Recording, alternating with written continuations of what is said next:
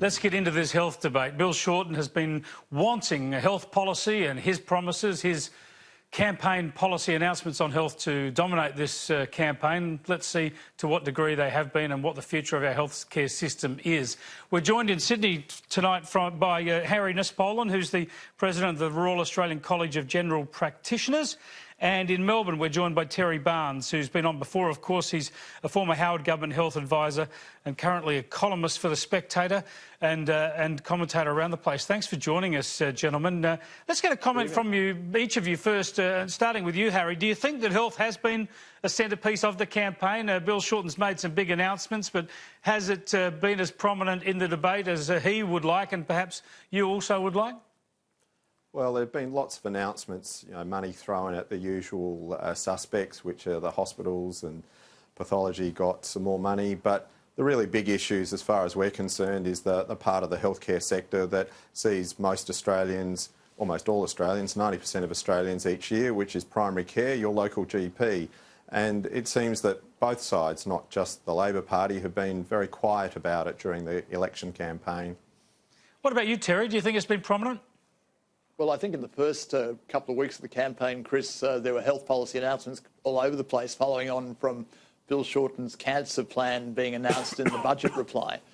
But really, I think it sort of tapered off after that. But it's been a thread running through Labor's campaign rhetoric, though. Every time they talk about, particularly raising more tax, they talk about better schools and hospitals, especially hospitals. But I agree with Harry, actually. I think there's been a lot of focus on a lot of announcements, particularly around the politically sensitive and sexy areas, especially public hospitals. The cancer plan, I think, did catch people's imagination at the beginning, but as time has gone on, I think there are some serious questions about how it would actually work and what it would mean for the rest of the healthcare system, including general practice. But as far as general practice goes, I mean, basically the government ended the Medicare rebate freeze in the budget, and that's Labor Party policy anyway. So the general practice is being loved by both sides of politics. Yeah, what about the cancer plan, Harry? Well, no, let's stick with the general practice for a moment, because your organisation has been backing these ads focusing on this issue. Let's just have a look at some of these ads. The moment you go to the doctor, you might as well just open up the window and just start pouring money out. The doctor? I can't afford to see a doctor. It's pretty normal out here not to be able to afford to see a doctor. That's normal. I want to see a doctor. I need to see a doctor. But it's too expensive. Unless a federal government removes the cost caused by the GP Medicare rebate freeze. I can't afford to go to the doctor. The cost to see your GP will keep going up. I can't afford to go to the doctor. This election, put your health first. This is not fair. Not in Australia. This should not be happening here. Huh? There we go, there's that said. Harry, is that misleading, suggesting that people can't afford to go to the doctor now? Don't we have the highest bulk billing rates that we've ever seen in this country? And hasn't that Medicare rebate freeze already been dispensed with by the government? Well, first of all, the Australian Institute of Health and Welfare, in their 2017 report, said that there were 1 million Australians that didn't go to their doctors because they couldn't afford it. When we talk about bulk billing rates, we're talking about services, not about the number of people that are being charged. Government never releases those figures because I presume they're potentially embarrassing. Our guess is probably 1/3 to about 1/4 of the population are actually paying to see their GPs at the moment. And so they're not misleading at all. It's the way that you present your statistics. And we do know that the out-of-pocket expenses for people is increasing every year and will continue to increase every year. The Medicare freeze has stopped, but that's in 2019. So from 2013 to 2018 that it stopped. Took about $1 billion out of general practice, and we haven't seen a red razoo of that back. Terry? Well, look, I think just like back in 2014, I think the College of GPs and the AMA were misleading about the GP co-payment and its effect. I think there's a You're not spruiking that again, Terry. You always want to bring up the co-payment. I can just see Greg Hunt watching on at home, throwing a brick at the TV. No, look, all I'm saying is that I think the profession back then and it now is actually well, putting the best spin they can on things to put their case across. But really, I think the problems in terms of access are not in terms of affordability. It's in terms of where GPs are. It's in terms of where specialists are. It's certainly in terms of what specialists charges out of pockets, which is something that both sides have not really addressed very seriously. You could say that Bill Shorten's doing it or trying to do it in relation to cancer, but right across the board, specialist out of pockets that are excessive is a huge problem, but nobody actually has got the political guts to touch it. This is the unspoken part of the political debate around health, isn't it, Harry? And that is the amount of money that doctors, you of course represent GPs, it applies in some part to GPs, but certainly to specialists, the amount of money that they do actually earn. Why doesn't anyone look at suggesting that might be where some of the waste is in health, that into incredibly high salaries or at least profits by people in the sector? Look, I think I might let my specialist colleagues comment on that.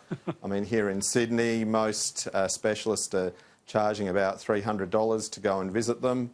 It is expensive. Patients talk to you about it all the time. As a GP, I will, repeat what we keep saying. We are the most efficient, cheapest part of the healthcare system. It's a part of the system that sees most people. And like most countries on earth, they're trying to improve their primary care because they know that in the long run, the tertiary and secondary care areas are just going to become completely unaffordable and inaccessible for most people. But you're happy that the Medicare rebate freeze has been ended, and so you see Labor and Liberal policies regarding that as pretty much the same? Not really. The freeze, as I said, is about $1 billion short. And even if we take the current projected spending in general practice, by 2023, which is when most of these promises sort of run out, we'll be about $2.45 billion shorter than we were when we were in 2013. But Labor are not promising anything different, are they? And your concern seems to be more for GPs actually take-home pay, if you like, rather than for the actual medical services. That's not correct, Chris. I mean, we've been pushing very hard to have more services for mental health care, which are very underrepresented in the Medicare scheme for GPs.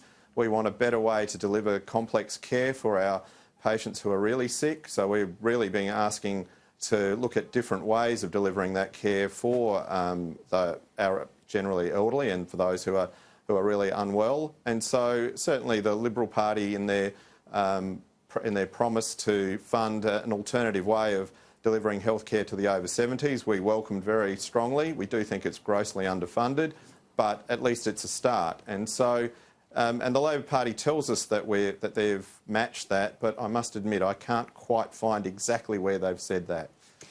Terry, let's switch to the cancer plan and dental plan that Labor have put forward. No one would dispute the aim here, more money in both cases, but if they can provide better and freer access to cancer treatments and dental treatment, then that's a good thing. But your critique is that there's not much real reform behind this. It is really just throwing more money at a problem? Oh, I think that's broadly it.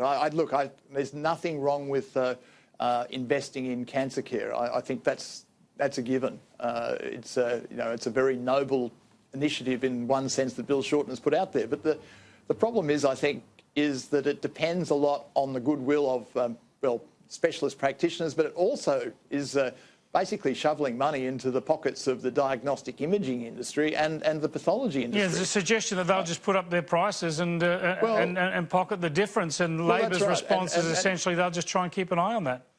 Well, that's right. And certainly the promise of effectively Medicare-funded MRI scans, regardless of whether that MRI machine is already approved for Medicare, I think is actually fraught with danger, both in terms of basically MRI machines popping up in every corner, because it won't be just cancer that the providers will want to be paid for. It'll be across the board. But the second thing is you might go back to the 1990s where there was a scandal called ScanScam, where providers actually invested in machines anticipating budget decisions. And, effectively, Bill Shorten's put it out there that we're going to do all this. We don't have the detail yet. We'll fill it in all later. But a lot of people are going to actually jump in and make investment decisions and put MRI machines on the ground willy-nilly, anticipating that not only cancer but other services will be approved as well. I think it's a mistake. But just quickly on Harry's point about general practice, Chris, I think the other thing is that Labor particularly has put billions into public hospitals and shoveling more money out to the states to run them.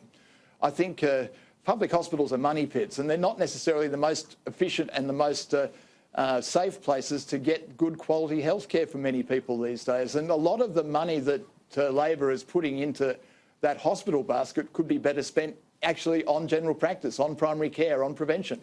Harry, I see you nodding to that, and it's interesting, really. We've seen a real push by the federal government into hospitals. It happened during the Rudd years, really. They used to be a state government responsibility, but now we've got the direct hand of Canberra in funding public hospitals across the country.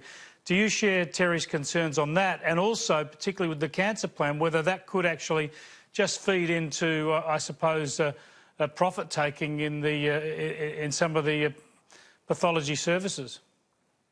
Look, I agree with a lot of what Terry said. A lot of our members are concerned that the cancer plan really is just delivering more money to do what's already being done at the moment. You know, it does rely on a lot of goodwill by the oncologists in that they're going to start bulk billing all of a sudden, which is an interesting sort of proposition. What chance do you give that of happening? Look, if you've got a choice between collecting, as I said before, your $300 fee or your half of that, I ask you which one would you choose? But going ahead with that, I mean, you know, cancer care in this country is expensive, and it is something, and it is actually a very good thing that the Labor government has identified. I've got a patient of mine who's just been recently diagnosed with breast cancer, and she's probably already up to about between $10,000 and $15,000 of money out of her own pocket to deal with her cancers. And so we really do need to have a system that does allow people to not go broke if they do get catastrophically unwell. Do you believe in your patient's case that what's been announced by Labor would reduce or eliminate that $15,000 cost? I don't think it would eliminate that cost. There are a lot of significant gaps in there for her surgeons and not the oncologists. And so we're talking about you're going to have to convince a whole lot of doctors to accept effectively less income. And, you know, a lot of these doctors are, you know, top of their field. They've been training for a long time, and, you know, they do deserve a fair reward for their services. Yeah, the other thing, Chris, though, is that having done this, if Labor does win, you know, spending so much love on cancer, specialists in other areas like, you know, cardiovascular, for instance, where there are huge burdens of disease as well as cancer, they're going to say, well, it's me too. What about me too? They're going to put their hands up. They're going to actually demand the same sort of equal treatment as cancer gets, and that's going to lead to cost inflation right throughout the system, I think. Yeah, that could be one to watch out for as well. Just on the politics of this, I know there's Scott Morrison out today, Terry, saying there'll be no changes to private health insurance rebates under the coalition. Can Bill Shorten give the same guarantee? Do you think that we'll hear a bit more about private health insurance in the final week of the campaign? Well, I think we actually will, and we should, because Labor hasn't ruled out doing things with the private health insurance rebate. They have said in their policy statement a year ago they had no plans to do it, and Catherine King, the Shadow Minister, said they had no plans to do it. But given the opportunity to rule it out, absolutely, she did not do that. Given the opportunity to rule it out, Bill Shorten did not do that. The one thing that Labor has done that is good in the private health space is actually call for a productivity commission inquiry into private health, not just private health insurance, but private health. And we haven't had something like that in 20 years from the time when I was working for Michael Wooldridge when he was health minister.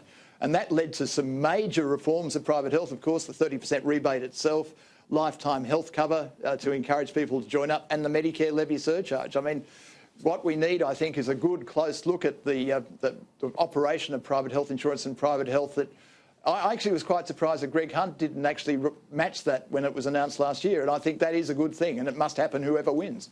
Harry Nespolon, your thoughts on private health and health insurance? Are you concerned that this sector, A, could drift away and B, requires some reform as well? Look, there's no doubt that private health insurance needs some reform. Despite holding a taxpayer's gun to, or a gun to taxpayers' heads, if I can get around the right way, we're still seeing the number of people taking out private insurance decline. People are concerned about the value of the actual product of private health insurance. And it's really important for our patients that they do have access to private health insurance, because private health insurance does allow people who might otherwise end up in the public system to go out into the private system and get their care completed in private health. It really does need to be looked at very carefully, and I agree completely with what Terry's saying. Harry, thanks for your time. You too, Terry. Appreciate your time tonight. Absolute pleasure. Thanks, Chris. Terry Barnes there, former Howard Government advisor, and Harry Nespolon, who's the president of the Royal Australian College of General Practitioners. A lot to get your head around when it comes to this health debate. Some areas of agreement, as you'd expect, I suppose, between the major parties in this election campaign on health, but also some big spending promises from the Labor Party.